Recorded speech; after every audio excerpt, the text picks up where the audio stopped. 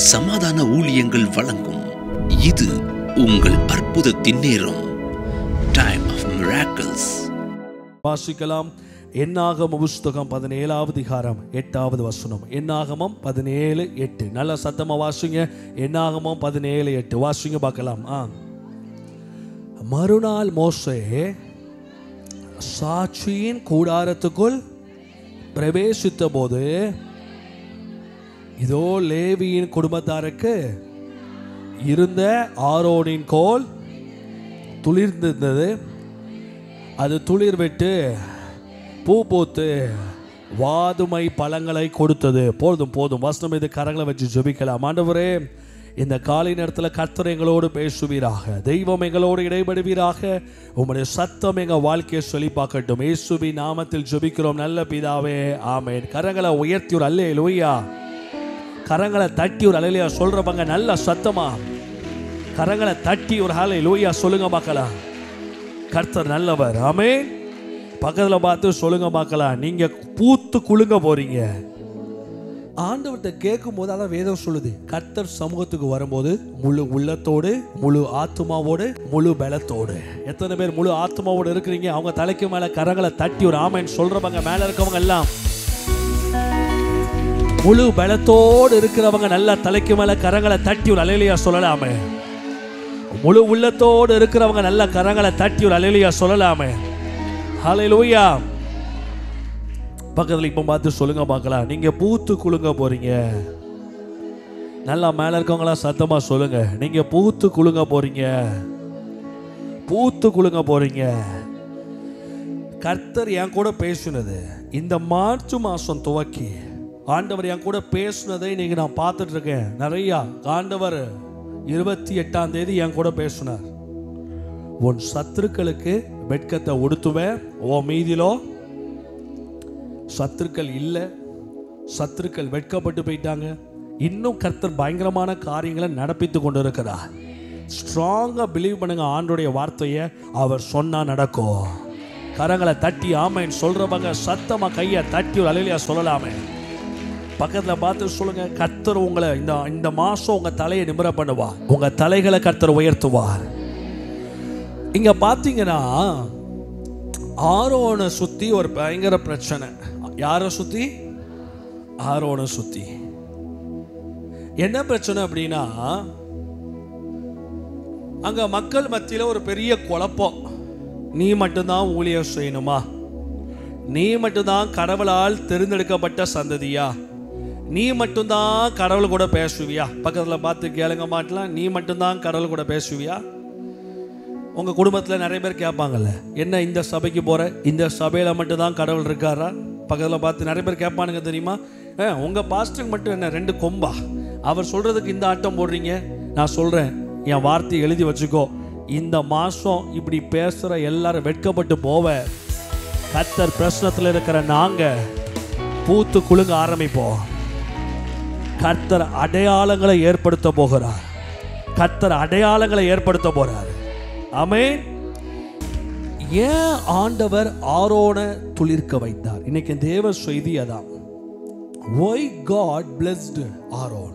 ஏன் கர்த்தர் ஆரோனை துளிர்க்க வைத்தார்? ஏன் எத்தனையோ பேர் இருக்க, ஏன் ஆரோனை கர்த்தர் அடையாளப்படுத்தினார்? நல்லா புரிஞ்சுக்கோங்க தேவ பிள்ளையே. நிறைய நேரம் நம்ம வாழ்க்கையில கரண்டா இருக்கிற சீனரியோ பார்த்துட்டு நம்ம நினைக்கிறோம். கரண்டா இப்போ தற்காலிகமாக இருக்கிற சூழ்நிலைகளை பார்த்துட்டு நம்ம நினைக்கிறோம் கர்த்தர் தான் இந்த பிரச்சனைகளை அனுமதிக்கிறாரு, ஆண்டவர் தான் இந்த போராட்டத்தை அனுமதிக்கிறார். அநேக நேரங்களில் பிசாசும் நமக்கு விரோதமாக அநேக சூழ்ச்சிகளை கொண்டு வருகிறான், அநேக உபத்திரவங்களை கொண்டு வருகிறான். நீங்கள் ஸ்ட்ராங்காக நம்பணும். பிசாசு பிரச்சனையை கொண்டு வந்தாலும் சரி, கர்த்தர் இந்த சூழ்நிலையில அனுமதிச்சாலும் சரி, கர்த்தர் என் சார்பில் இருக்கிறார். கையை தட்டி ஒரு சத்தமா சொல்லுங்க பார்க்கலாம். கர்த்தர் என் சார்பில் இருக்கிறார். நல்ல கையை தட்டி ஆமென் சொல்லுங்களேன். கர்த்தர் என் சார்பில் இருக்கிறார். சபையை சத்தமா சொல்லு, கர்த்தர் என் சார்பில் இருக்கிறார். நேற்று ராத்திரி ஆண்டவர் சமூகத்தில் போய் உட்கார்ந்து ஜெபம் பண்ணிட்டு ஆண்டவர் சொன்னார், நான் உன் சார்பில் இருக்கிறேன். I am on your side. அதான் தாவீது சொல்லுகிறார், உன் பக்கத்தில் 1000 பேரும் அது உன்னை அணுகாது. ஆரோன் வாழ்க்கையில குழப்பம், பிரச்சனை. பக்கத்துல பார்த்து சொல்லுங்க, இந்த பிரச்சனைக்கே பிறந்தவனுங்க கூட பிறந்தவனுங்க. ஏன் வாய் வரமாட்டேங்கி? பக்கத்துல பார்த்து சொல்லுங்க, இந்த பிரச்சனைக்கே பிறந்தவனுங்க கூட பிறந்தவனுங்க. ஆரோனுக்கு பிரச்சனை வேற யாருமே கிடையாது, கூட பிறந்த மற்ற கோத்திரத்தார். யாரு? கூட பிறந்த மற்ற கோத்திரத்தார். சொந்த இரத்தம் அவனுக்கு விரோதமாக போராட்டங்களை ஏறெடுத்தார்கள். மோசேக்கு விரோதமா பேசினது யாரு? கூட பிறந்த சகோதரி, சகோதரன். எனக்கு அன்பான தேவ பிள்ளைகளை, வாழ்க்கையில நீங்க பிரச்சனைகள் உபத்திரம் வழியா கடந்து போகும்போது நீங்க சோர்ந்து போயிடவே கூடாது. ஐயோ, என் பிள்ளை இப்படி பிரச்சனை பண்றானே, என் புருஷன் இப்படி பிரச்சனை பண்றானே, என் பொண்டாட்டி இப்படி பிரச்சனை பண்றாளே. நான் சொல்லுகிறேன், இயேசு சொல்லி வைத்திருக்கிறார், உனக்கு சத்துரு வேற யாரும் கிடையாது, உன் வீட்டாரே உனக்கு சத்துரு. வீட்டாரே சத்துரு என்பது நண்பன் எம்மாத்திரம், நண்பி எம்மாத்திரம், தோழி எம்மாத்திரம், தோழன் எம்மாத்திரம், மற்றவர்கள் எம்மாத்திரம். மைண்டை ஸ்ட்ராங்கா வச்சுக்கோங்க. இந்த பூமியில யார் என்ன போராட்டங்களை உங்களுக்கு விரோதமாய் செய்தாலும் உங்க கூட இருந்து நிரூபிக்க கர்த்தர் ஒருத்தர் இருக்கிறார். தலைக்கு மேல கரங்களை தட்டி ஒரு அல்லேலூயா சொல்லலாமே. பக்கத்துல பார்த்து சொல்லுங்க, சில விஷயங்கள்ல கடவுள் தான் முடிவை கொண்டு வரணும். யார் முடிவை கொண்டு வரணும்? சரி, அதுக்கு வேற ஒண்ணுமே இல்லை. ஆண்டவர் மோசேட்ட ஒரு பிளானை கொடுக்கிறார். யார்கிட்ட கொடுக்கிறாரு? பிரச்சனையே நீங்க ஜெயிக்கணும்னா கடவுளுடைய பிளான் வேணும். பக்கத்துல பார்த்து சொல்லுங்க, பிரச்சனைகளை ஜெயிக்கணும்னா கடவுளுடைய பிளான் வேணும். பாருங்க, இயேசு கிறிஸ்து ஊழியம் செய்த நாட்கள்ல அவர் எல்லாருக்கும் அந்த சீஷன் வந்து கேட்கிறான், ஆண்டவரே வரி கட்டுறதுக்கு பணம் இல்லை, ஒரு பிளானை சொல்லுகிறார். போய் தூண்டில போடு, அகப்படும், வெற்றி கொடு. பேதுரு படகு எம்டியா இருக்கும்போது என்னைக்குமே நான் சொல்லுவேன், ஜெபம் மட்டும் உங்க வாழ்க்கையில ஒரு காரியமும் செய்ய முடியாது. ஜெபிக்க தெரிந்தவர்களுக்கு தேவ திட்டத்தை புரிந்து கொள்ளுகிற கிருபை வேணும். ஸ்ட்ராங்கா சொல்லுகிறேன், தேவ திட்டத்தை புரிந்து கொள்ள முடியாத எந்த ஜெபமும் அது ஜெயிக்கவே முடியாது. பேதுரு போட் எம்டியா இருக்கு, இயேசு மேலே ஏறின உடனே ஒரு திட்டத்தை சொல்லுகிறார். படகை கொண்டு போய் ஆழத்துல போடு, வலதோரமா என்ன பண்ணு, வலைய போடு. Plan of God. வாழ்க்கையில தேவ திட்டம் ரொம்ப முக்கியம். ஆண்டவர் இஸ்ரவேல் ஜனங்களை விடுவிக்கணும்னு நினைச்ச உடனே மோசையை கூப்பிட்டு பிளானை பேசுகிறார். எதை பேசுறாரு? பிளானை பேசுகிறார். நீ போய் பார்வோன்ட்ட பேசு. என்ன பேசணும் அப்படின்னா, என் ஜனங்களை ஆராதனை செய்ய விட்டுவிடு. பக்கத்தில் பார்த்து சொல்லுங்க, பிளான் இல்லாத ஜபம், பிளான் இல்லாத ஜபம், ஒன்றும் இல்லாத ஜபம். மேலே இருக்கவங்களாம் சத்தமாக சொல்லுங்க பார்க்கலாம், பிளான் இல்லாத ஜபம், ஒன்றும் இல்லாத ஜபம். இன்னைக்கு கர்த்தர் உங்களுக்கு பிளானை கொடுக்க போறாரு. உங்க தலைகளை கர்த்தர் நிமிர வைக்க போகிறார். கரங்களை தட்டி ஒரு ஆமென் சொல்றவங்க சத்தமோ அல்லேலூயா சொல்லலாமே. கை கொடுத்து சொல்லுங்க பார்க்கலாம், இந்த மந்த் ஒரு பிளானிங் மந்த்துங்க. நல்ல சத்தமா சொல்லுங்க, இந்த மாசம் இது ஒரு பிளான் போடுற மாசம், ஸ்கெட்ச் போடுற மாசம். ஆண்டவர் சொல்றாரு, உங்களுக்கு எதிராக எவன் ஸ்கெட்ச் எல்லாம் போட்டானோ அவனுக்கெல்லாம் கடவுள் மேல உட்கார்ந்து ஒரு பெரிய ஸ்கெட்சை போட்டு கொண்டு இருக்கிறார். கரங்களை தட்டி ஒரு ஆமென் சொல்றவங்க சத்தம் அல்லேலூயா சொல்லலாமே. ஸ்கெட்சுக்கெல்லாம் ஸ்கெட்ச் சத்தமா சொல்லுங்க பார்க்கலாம். நானா தான் வேற மாதிரி சொல்லுவேன். ஸ்கெட்சுக்கெல்லாம் ஸ்கெட்சு, பிளானுக்கெல்லாம் பிளானு. ஆமென். மனுஷ திட்டங்களை அவர் அவமாக்கி போட்டு உங்கள் மேல் வைத்திருக்கிற அவருடைய நல்ல திட்டங்களை கர்த்தர் நிறைவேற்ற போகிறார். ஹல்லேலூயா சொல்லுங்க ஒரு அல்லேலூயா. சரி, இந்த பிளானை கர்த்தர் மோசேட்ட வந்து பேசுகிறார். நீ என்ன பண்ணுப்பா, 12 கோத்திரத்தாருடைய கரங்களிலிருந்து எதை வாங்கிட்டு வா? ஒவ்வொரு கோத்திரத்துக்கும் ஒவ்வொரு கோள்களை வாங்கிட்டு வா. அந்த ஒவ்வொரு கோள்களையும் எதை எழுதணும்? அந்த 12 கோத்திரத்துடைய பெயர்களை எழுது. ஆமென். பக்கத்தில் பார்த்து சொல்லுங்க, 12 கோத்திரத்துடைய என்ன எழுதணுமா? பெயர்களை எழுதணுமா? கொண்டு வந்து எங்க வை? ஆசரிப்பு கூடாரத்தில் கொண்டு வந்து இந்த 12 கோலையும் வை. கரங்களை உயர்த்தி ஆமென் சொல்லுகிறவங்க சத்தமா சொல்லலாமே. இந்த 12 கோலும் செத்து போன கோல். சத்தமா சொல்லுங்க. இந்த 12 கோலும் செத்து போன கோல். ஒரு மரம் பூமியில நாட்டப்பட்டு தண்ணீர் பாய்ச்சி அது வளரும் போது அது உயிருள்ள மரம். அது என்ன மரம் அது? சரி, இப்போ இந்த 12 கோல் எதுலேருந்து எடுக்கப்பட்டுச்சு? ஒரு மரத்திலிருந்து எடுக்கப்பட்டு இருக்கிறது. ஆனால் இந்த கோள்கள் எல்லாம் என்ன பண்ணி போச்சு? செத்து போச்சு. 12 கோலும் செத்து போன கோல். பக்கத்தில் பார்த்து சொல்லுங்க, 12 க்ளோஸ். சத்தமாக சொல்லுங்க, எது க்ளோஸ்? 12 க்ளோஸ். ஆனால் ஆண்டவர் ஒரு செத்து போன கோலை மட்டும் உயிர்த்தல வைக்கிறார். நான் என்ன சொல்கிறேன்னா, இதுதான் தெரிந்து கொள்ளுதல். கரங்களை தட்டி ஒரு ஆமென் சொல்றவங்க சத்தமா கையை தட்டி ஒரு அல்லேலூயா சொல்லலாமே. இன்னைக்கு உங்களுக்குள்ள ஒரு நம்பிக்கை பெருகட்டும், ஒரு விசுவாசம் பெருகட்டும். கர்த்தரை தெரிந்தெடுத்து இருக்கிறார். நிறைய பேருக்கு ஒரு பயம், அவங்களுக்கு நடந்த மாதிரி எனக்கு நடந்துருமோ, இவங்க வீட்டில் நடந்த மாதிரி என் வீட்டில் நடந்துருமோ, அவங்க தோத்து போன மாதிரி நான் தோத்து போயிருவனோ. உங்களுக்குள்ள கான்ஃபிடென்ட் இல்லை. என்ன கான்ஃபிடென்ட் இல்லைன்னா, கர்த்தர் உங்களை தெரிந்தெடுத்திருக்கிறார் என்கிற நம்பிக்கை உங்களுக்கு இல்லை. இன்னைக்கு ஆண்டவர் சொல்லுகிறார், உங்க வாழ்க்கையில நம்பிக்கை பெருகுவதாக. நீங்கள் தெரிந்தெடுக்கப்பட்டவர்கள். கரங்களை தட்டி ஒரு ஆமென் சொல்றவங்க சத்தமா ஆமென் சொல்லலாமே. நான் ரொம்ப ஸ்ட்ராங்கா இருக்கிறேன். இந்த சபையின் மக்கள் தெரிந்தெடுக்கப்பட்டவர்கள். இதில் உள்ள விசுவாசிகள் தெரிந்தெடுக்கப்பட்டவர்கள். இதில் உள்ள விசுவாசிகள் தேவனால் முன்குறிக்கப்பட்டவர்கள்.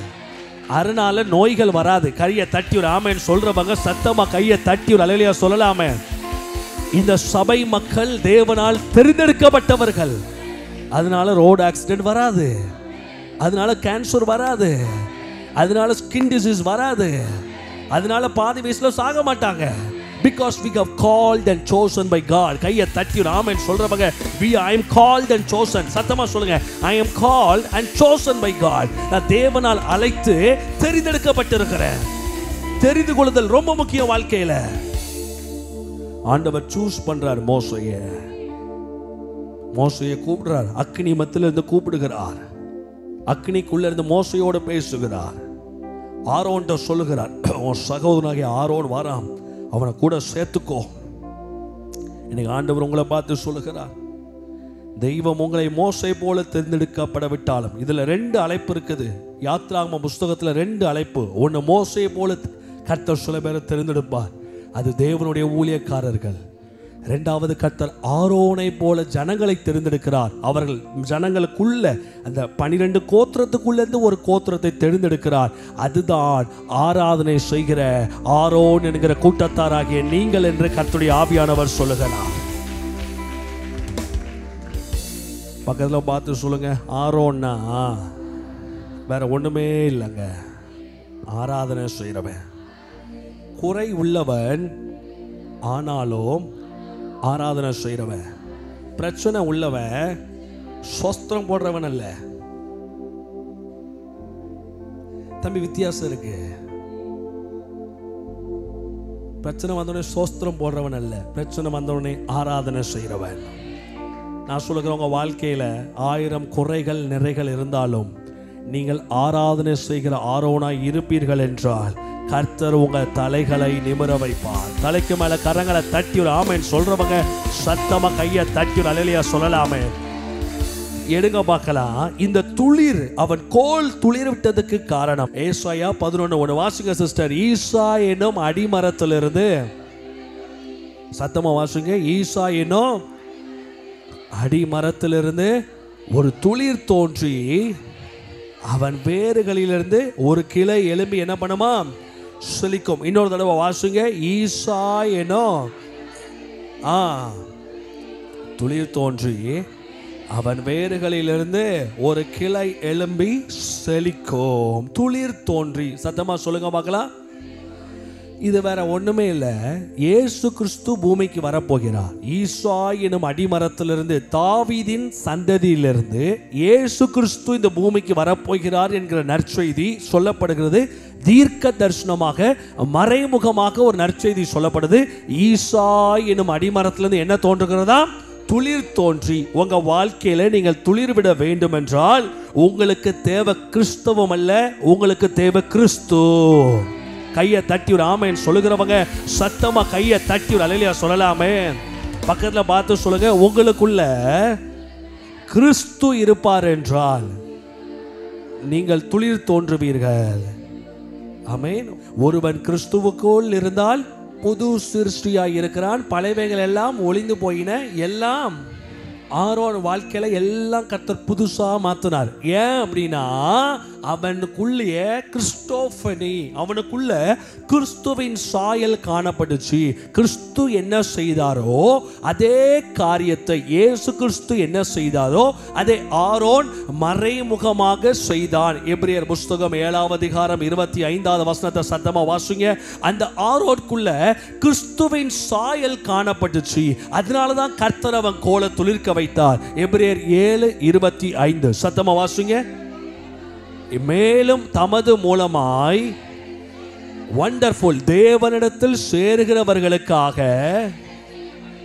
ஆரோன் என்ன பண்ணா, தேவனிடத்தில் மக்கள் சேருவதற்காக எப்பொழுதும் ஆரோன் ஜனங்களுக்காக வேண்டுதல் செய்தான். அதே போல இந்த இடத்திலே இயேசு கிறிஸ்துவானவர், திரும்ப இந்த வசனத்தை ஃபர்ஸ்ட்ல வாசிங்க. மேலும் தமது மூலமாய் தேவனிடத்தில் சேருகிறவர்களுக்காக வேண்டுதல் செய்யும்படிக்கு அவர் எப்பொழுதும் உயிரோடு இருக்கிறவர் ஆகையால் அவர்களை முற்றுமுடிய ரட்சிக்க வல்லவராய் இருக்கிறார். கரங்களை தட்டி ஒரு ஆமென் சொல்லுகிறவங்க சத்தமா, நல்ல சத்தமா.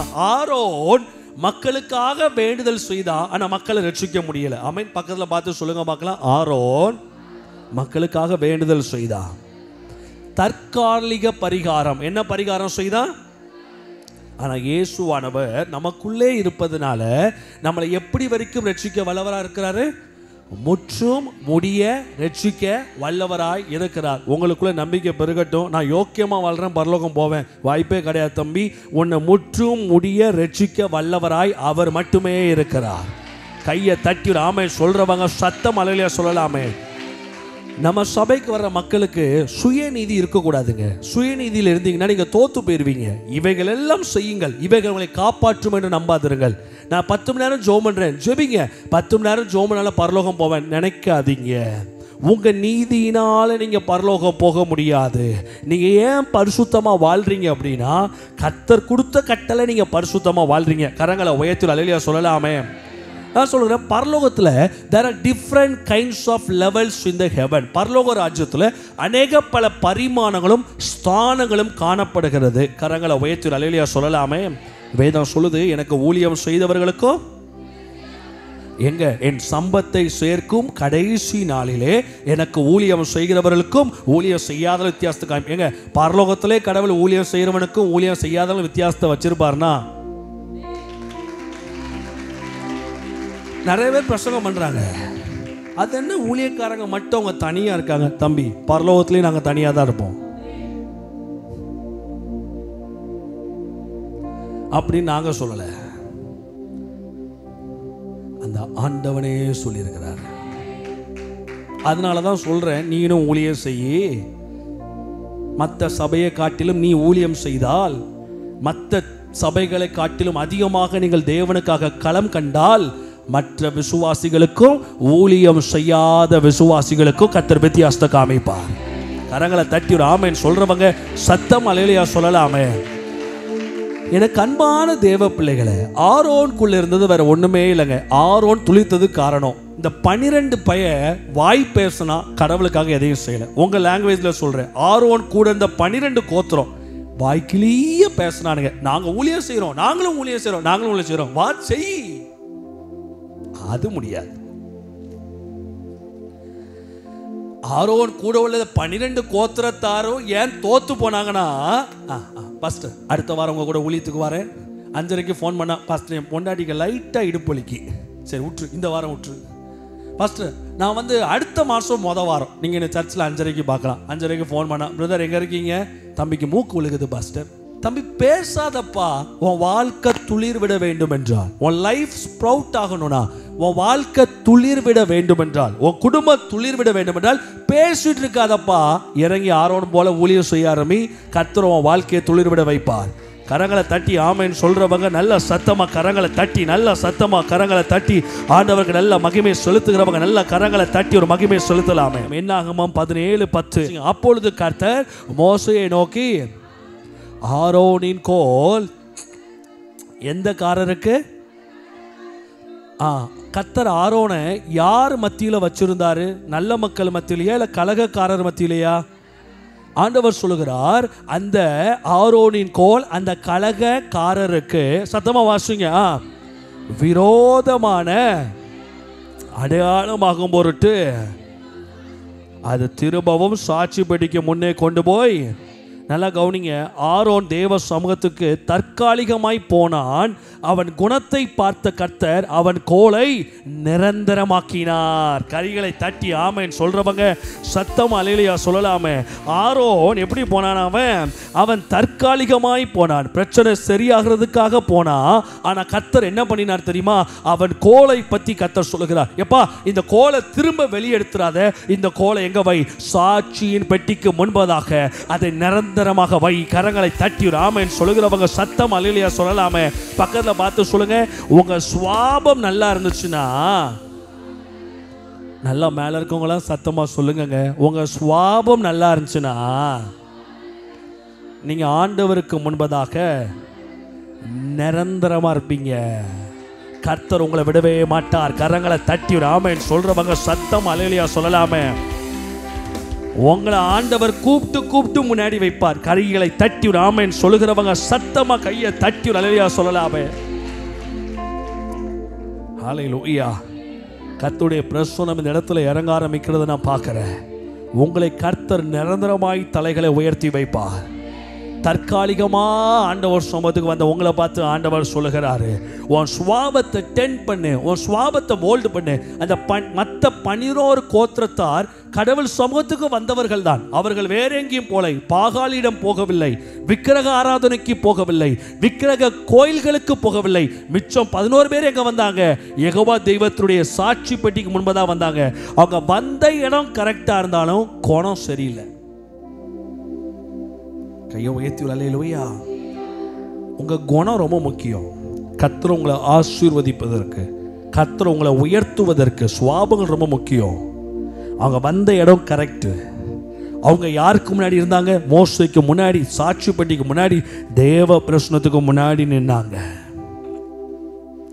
அவர்கள் யாரையும் கர்த்தர் ஊழியம் செய்யாதே என்று கர்த்தர் புறம்பே தள்ளவில்லை. ஆனால் அவர் என்ன தெரியுமா சொன்னாங்க? இவன் மட்டும்தான் செய்யணுமா? இப்படி நமக்கு எழுப்புதல் வரக்கூடாது. பக்கத்தில் பார்த்து சொல்லுங்க பார்க்கலாம், நமக்கு இப்படி ஒரு எழுப்புதல் வரக்கூடாது. மேலே இருக்கவங்களாம் நல்லா சத்தமாக சொல்லுங்க, நமக்கு இப்படி ஒரு எழுப்புதல் வரக்கூடாது.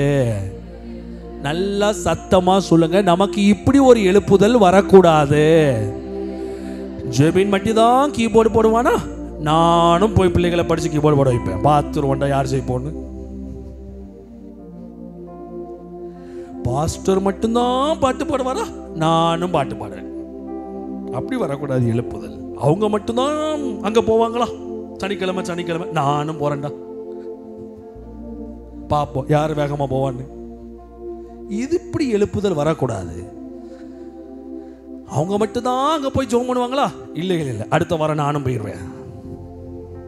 இது எழுப்புதல் கிடையாது.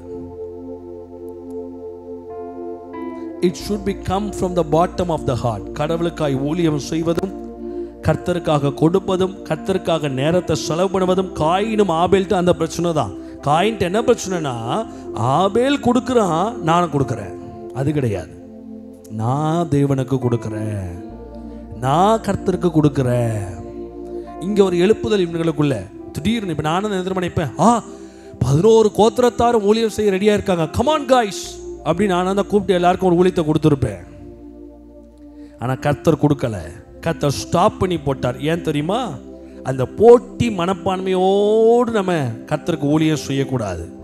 சர்ச்சில் சென்டர்ஸ், பீஸ் மினிஸ்ட்ரிஸ் நடத்துகிற சென்டர்ஸ்க்குள்ளே போட்டி இருக்கக்கூடாது. சர்ச்சில் ஊழியம் செய்கிற வாலண்டியர்ஸ்குள்ளே போட்டி இருக்கக்கூடாது. சர்ச்சில் ஊழியம் செய்கிற எனக்குள்ளே போட்டி இருக்கக்கூடாது. போட்டி இருக்கக்கூடாது. அவங்க வீடு கட்டிட்டாங்க, நான் வீடு கட்டணும். அவங்க கார் வாங்கிட்டாங்க, நான் கார், அப்படி நினைக்காதீங்க. உங்களுக்கு தேவைன்னா கர்த்தர் உங்களுக்கு கொடுப்பார். கர்த்தர்ட்ட கேளுங்க, கர்த்தர் உங்களை ஆசீர்வதிப்பார். கரங்களை தட்டி விட ஆமென் சொல்றவங்க மேல இருக்கவங்க கரங்களை தட்டி விட அல்லேலூயா சொல்லலாமே. பக்கத்துல பார்த்து சொல்லுங்க, இப்படி ஒரு எழுப்புதல் வரக்கூடாது. உனக்கு இயல்பாகவே உன் மனநிலை கர்த்தரை தேடுகிற மனநிலையா இருக்க வேண்டும். இயல்பாகவே கர்த்தருக்கு ஊழியம் செய்கிற ஒரு மனநிலை உங்களுக்கு வேணும். இயல்பாகவே உங்க மனசு டெண்ட் ஆகணும், டியூன் ஆகணும் கர்த்தருக்காக. இந்த சுவாபங்கள் உங்களுக்குள்ள வர வேண்டும். ஆண்டவர் விருப்பப்படுகிறார். ஆண்டவர் அந்த கலகக்காரருக்கு என்ன தெரியுமா பெயர் வைக்கிறாரு? அவர்கள் கலகக்காரர் சொல்றார். அவர்களுக்கு முன்பதாக நிரந்தர அடையாளமாய் இருக்கும்படி அந்த கோலை கொண்டு போய் எங்க வை? சாட்சியின் பெட்டிக்கு முன்பதாக வை என்றார். கரங்களை தட்டி ஒரு ஆமென் சொல்றவங்க சத்தமா நல்ல கரங்களை தட்டி ஒரு அல்லேலூயா சொல்லலாமே.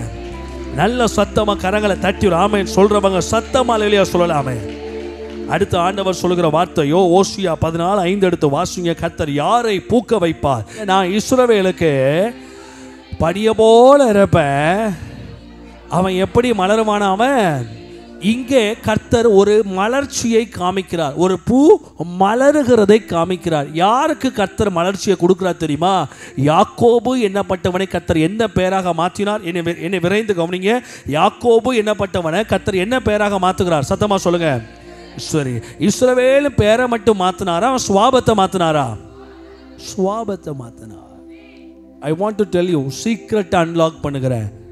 when you change your character, என்னைக்கு உங்க சுவாபத்தை நல்ல சுவாபமாக அந்த யாக்கோபு சொல்லுகிறான், ஆண்டவரே நான் ஆண்டவர் தகப்பனே தேவ சமூகத்துக்கு ஜெபிக்கிறேன். ஆண்டவரே நீர் என்னை ஆசீர்வதித்தால் ஒழிய நான் உன்னை என்ன பண்ணுவதில்லை, போக விடுவதில்லை. அது வரைக்கும் பொண்டாட்டிகள் சாரி யாக்கோபு போறது மட்டும் பொண்டாட்டி கிடையாது, பொண்டாட்டிகள். பிரசங்கம் கரெக்டா இருக்கணும்ல, அப்புறம் அதையும் வீட்டில் போய் யோசிப்பீங்க. அப்போ அது வரைக்கும் பொண்டாட்டிக்காக 14 வருஷம் சேர்ந்து இருந்தவன் 14 வருஷம் பொண்டாட்டிமார்களுக்காக உழைச்சவன். நல்லா கவனிங்க, இதுல ஒரு சேஞ்ச் வருது யாக்கோபு லைஃப்ல.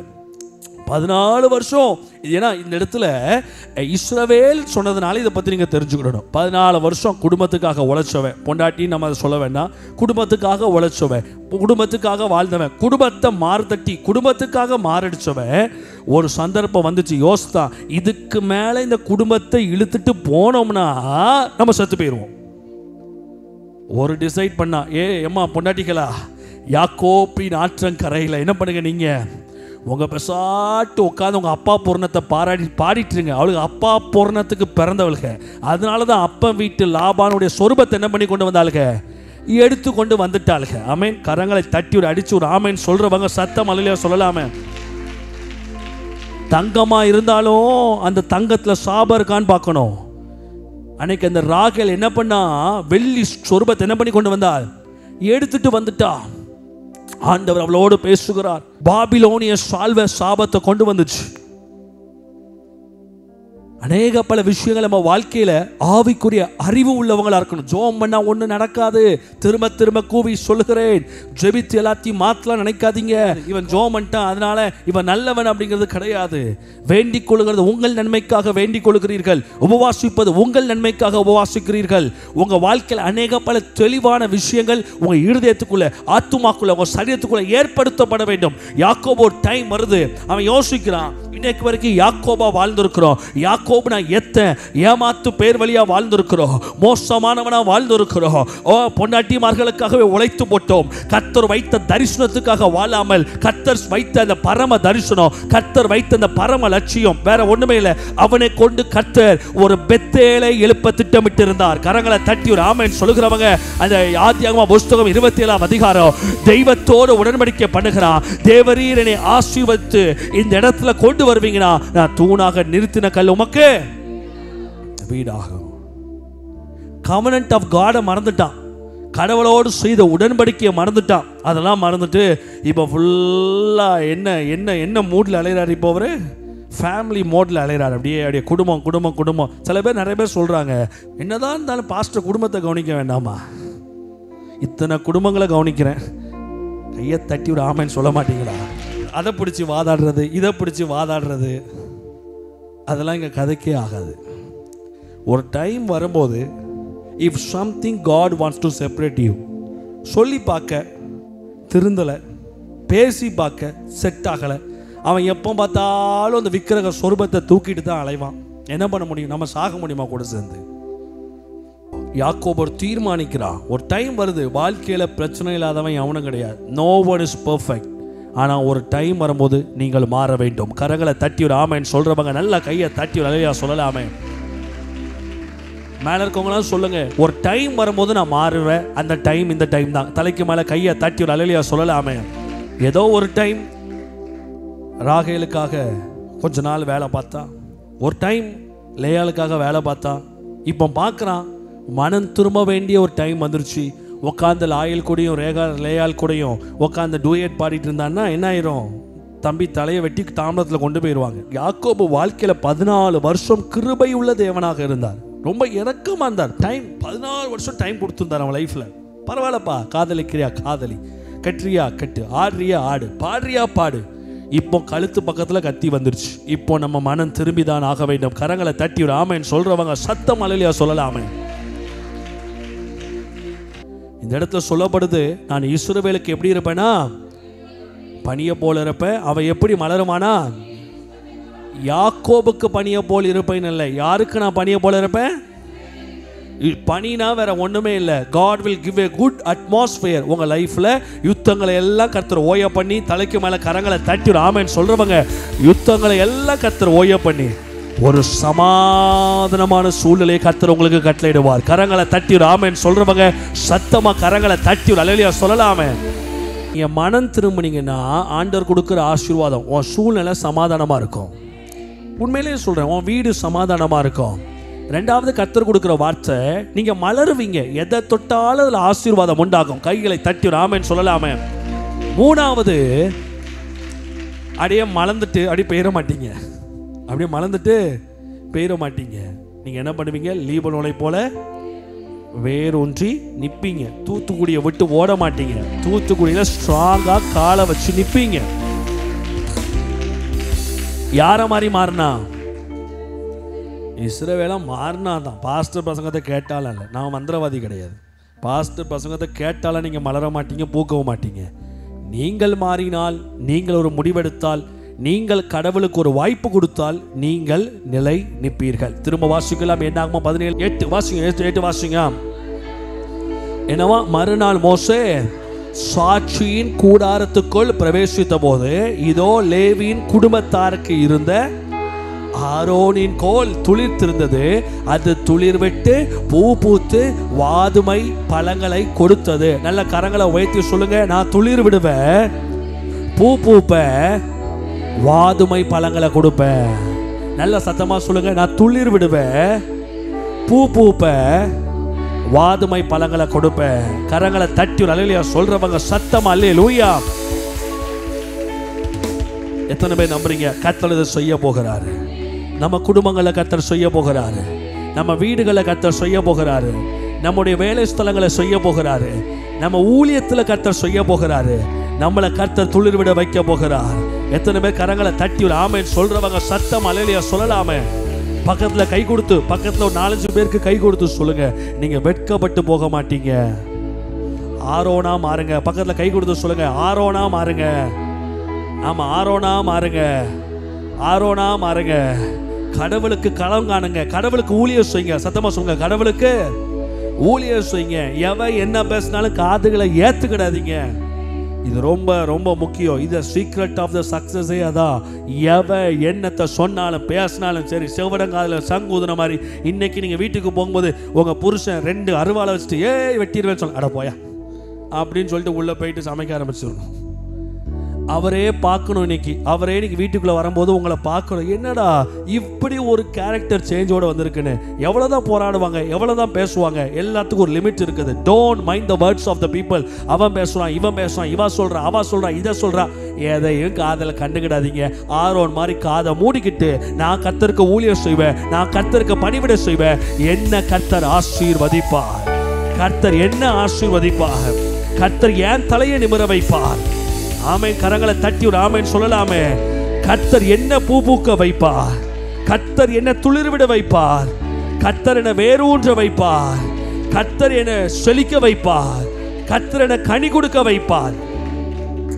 என்ன அப்படின்னா, அடுத்த நாள் காலையில் வரும்போது அங்கே முந்தின நாள் நைட்டு என்ன தெரியுமா நடந்திருக்கோம், அந்த 12 கோத்திரத்தாரில் எல்லாருமே நைட்டு டிஸ்கஸ் பண்ணியிருப்பாங்க. முந்தின நாள் நைட் எல்லாருமே டிஸ்கஸ் பண்ணியிருப்பாங்க. என்ன அப்படின்னா, வேணாலும் பாரு நாளை காலையில் நான் தான் ஜெயிச்சிருப்பேன். பக்கத்தில் பார்த்து சொல்லுங்க பார்க்கலாம், நாளை காலையில் பாரு நான் தான் ஜெயிச்சிருப்பேன், ஏன்னா நான் தான் வீட்டில் மூத்த பிள்ளை. ரூபன் சொல்லியிருப்பான், ஆமாம் நான் தான் ஜெயிச்சிருப்பேன். ஒவ்வொரு கோத்திரத்தாரும் முந்தின நாள் நைட்டு உட்காந்து கதை மேலே கதை அடிச்சிருப்பானுங்க. சில பேர் வல்லமையாக உபவாச ஜபம் இருந்திருப்பாங்க. தம்பி, உபவாச ஜபம்லாம் உன்னைய மேலே கொண்டு வர, ஸ்ட்ராங்காக புரிஞ்சுக்கோ. உன் சுவாபம் மாறாத பட்சத்தில் உன் தலையில் இருக்க ஒரு முடியை கூட நீ வெள்ளையாக்க முடியாது. Unless you won't change your character, you can't see the mighty hands of God. கடவுளுடைய பெரிய கரத்தை உங்கள் லைஃப்பில் நீங்கள் பார்க்கவே முடியாது. ஸோ உபவாச ஜபத்தில் பேய் ஓடிடும். ஆசீர்வாதம் வரணும்னா கர்த்தர் தான் இறங்கி ஆசீர்வதிக்கணும். உன் ஸ்தானம் மாறணும்னா கர்த்தர் தான் இறங்கி உன்னை உயர்த்தணும். பேய்களை உபவாசத்தில் உடைப்பீங்க, மாந்திரிகத்தை உபவாசத்தில் உடைப்பீங்க. கர்த்தருடைய ஆசீர்வாதம் இறங்கணுமே. பைபிள் தெளிவாக சொல்லுது, கர்த்தருடைய ஆசீர்வாதமே ஐஸ்வர்யத்தை தரும். அதனோட அவர் எதை கூட்ட மாட்டார்? ஆசீர்வாதத்தின் ஊற்று அவர் மட்டும்தான். வேதம் சொல்லுது, எவரையும் ஆசீர்வதிக்கவும், எவரை உயர்த்தவும், எவரை தரித்திர அடைய பண்ணவும் கர்த்தரால முடியும். God is the source of blessings. அடிக்கடி ஆண்டவர் சுமதக்கான்னு சொல்லுவேன், ஆண்டவரே எங்கள் வாழ்க்கையின் ஆசீர்வாதம் நீங்கள் தான் ஆண்டவரே. நான் உட்காந்து ஜோம்ன்றதுனால நீங்கள் என்னை ஆசீர்விக்க போகிறது கிடையாது. நீங்கள் என்னை நேசிக்கிறீங்க, நான் 100% நம்புகிறேன். எங்களுக்கு சோர்ஸ் ஆஃப் பிளெஸிங் நீங்கள் தான்ப்பா, நீங்கள் தான் ஆசீர்வாதத்தின் காரணர். முதல் நாள் நைட்டு பல பேர் பல கதை பேசியிருப்பான். ஆர்வனை போட கூட ட்ரை பண்ணியிருக்கலாம். இவன் உயிரோடு இருந்தால் தானடா ஊழியம் செய்வேன், போட்டுருங்க ஆளை வச்சு. ஆனால் கர்த்தர் உங்கள் கூட இருக்கும் பொழுது, அவர் உங்களுக்காக கிரியை செய்யும் பொழுது யாரும் வாயை திறந்து பேச முடியாது. உங்கள் ஆசீர்வாதம் பேச ஆரம்பிக்கும். கையை தட்டி ஒரு அல்லேலூயா. உங்கள் ஆசீர்வாதம் பேச ஆரம்பிக்கும். உங்கள் மேலே இருக்கிற அபிஷேகம் பேச ஆரம்பிக்கும். உங்கள் மேலே இருக்கிற அழைப்பு பேச ஆரம்பிக்கும். அநேகர் ஆச்சரியப்பட்டு கர்த்தரண்டை வருவார்கள். அநேகர் சொல்லுவாங்க, கர்த்தர் உன் கூடவே இருக்கிறார். தலைக்கு மேலே கரங்களை தட்டி சொல்லலாம், கர்த்தர் என் கூட இருக்கிறார் என்பதை அநேகர் பார்த்து இந்த மாதம் சொல்ல போகிறாங்க. கர்த்தர் என் கூட இருக்கிறார், கர்த்தர் உன் குடும்பத்து கூட இருக்கிறார், கர்த்தர் உன் வியாபாரத்தோடு இருக்கிறார், கர்த்தர் உன் வேலையோடு இருக்கிறார். பக்கத்தில் பார்த்து ஒன்னே ஒன்று சொல்லுங்க, ஜபலாம் நல்லா தான் இருக்குது. நல்ல பக்கத்தில் பார்த்து சொல்லுங்க, ஜபலாம் சூப்பராக தான் இருக்குது, பைபிள்லாம் நல்லா தான் படிக்கீங்க, பரிசுத்தெல்லாம் சூப்பராக தான் இருக்குது, புத்தியை கொஞ்சம் மாற்றணும். ஆமாம், புத்தியை மாற்றியாச்சுன்னா எல்லாம் மாறும். இன்னைக்கு பிரசங்கம் என்னது சொல்லுங்க பார்க்கலாம். இன்னைக்கு பிரசங்க தலைப்பு என்ன? கேட்கல, சத்தமாக சொல்லுங்க. மேலே இருக்கவங்களாம் சத்தமாக சொல்லுங்க. இன்னைக்கு பிரசங்க தலைப்பு என்ன? புத்தியை மாற்றுங்க. எதை மாற்றணும்? சித்தியை மாற்றுங்க, இல்லை புத்தியை மாற்றுங்க. புத்தியை மாற்றினீங்கன்னா நல்லா இருப்பீங்க. அன்பானவர்களே, இந்நிகழ்ச்சியின் மூலம் நீங்கள் ஆசீர்வதிக்கப்பட்டிருப்பீர்கள் என்று நம்புகிறோம். நீங்களும் எங்களோடு இணைந்து கர்த்தரை ஆராதிக்க விரும்பினால், எங்களது ஞாயிறு ஆராதனை நேரம் முதலாம் ஆராதனை காலை 9 மணிக்கும், இரண்டாம் ஆராதனை மாலை 6 மணிக்கும் நடைபெறுகிறது. வியாழக்கிழமை தோறும் மாலை 7 மணி அளவில் துதியினால் விடுதலை பிரார்த்தனை நடைபெறும். தெய்வீக சுகம், பிசாசின் கட்டிலிருந்து விடுதலை, தொழில் ஆசீர்வதிக்கப்பட, துல்லியமான தீர்க்க தரிசன வார்த்தை நிறைவாய் பெற்றிட அனைவரையும் அன்புடன் அழைக்கிறோம். எங்களது ஆலய முகவரி சமாதான தேவ ஆலயம், பால்பாண்டி நகர், மில்லர்புரம், தூத்துக்குடி. எங்களது அலைபேசி எண் 8109096795. கர்த்தர் தாமே உங்கள் அனைவரையும் ஆசீர்வதிப்பாராக. This program is exclusively produced and brought to you by Peace Ministries, Tuticorin, Tamil Nadu, India.